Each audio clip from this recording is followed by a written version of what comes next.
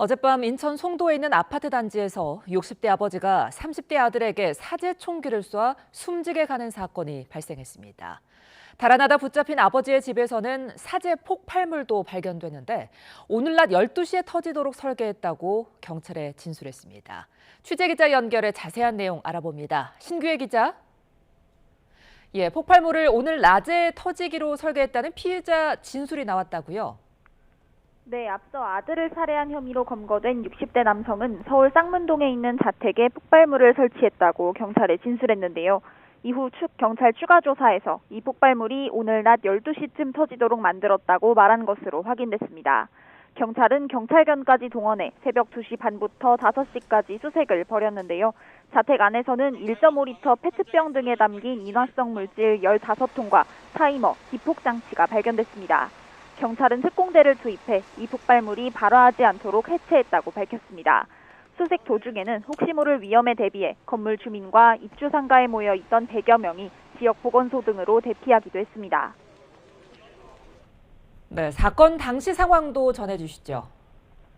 네, 인천 송도 국제도시에 있는 아파트 단지에서 총격 관련 신고가 접수된 건 어젯밤 9시 반쯤입니다. 한 여성이 시아버지가 남편을 쐈다고 경찰에 신고한 겁니다.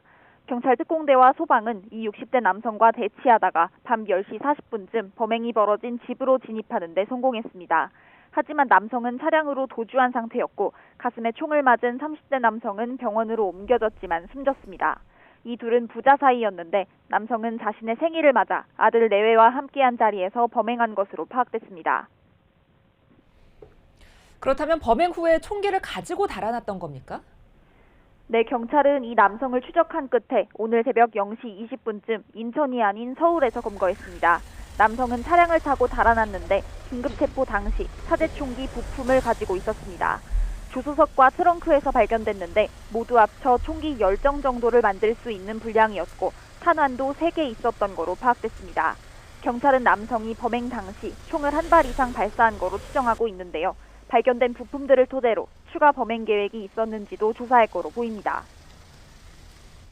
네, 검거 당시의 모습을 확보했다고요? 네, 피의자 60대 남성이 검거된 건 서울 방배동이고 당시 남태령지구대에서 이 남성을 검거했는데요.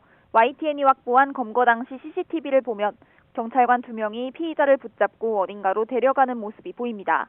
당시 피의자는 차를 타고 가고 있었는데 내리라는 요구에 응하지 않고 그대로 가려 하자 경찰은 경찰차로 해당 차량을 막고 문을 강제로 개방해 남성을 검거한 거로 파악됐습니다.